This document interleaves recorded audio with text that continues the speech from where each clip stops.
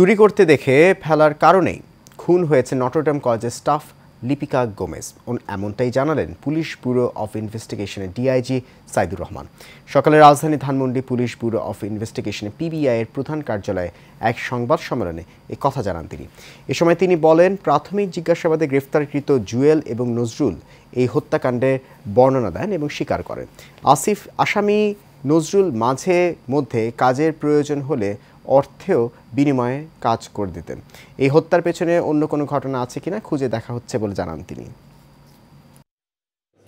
Lipika Gomez থাকতো ওই বাসার ছাদ থেকে তারা একটা রশি বেঁধে ওইটা ঝুলিয়ে দেয় এবং ওই রশি দিয়ে নিচে নেমে এসে তারা স্ক্রুড্রাইভার দিয়ে খুঁচিয়ে ভেন্টিলেটরটাকে ভেঙে ফেলে। ভেন্টিলেটর দিয়েই বাসার ভিতরে ঢুকে যায় এবং দরজা খুলে দিয়ে সে তার বন্ধু জুয়েলকে ডেকে আনে।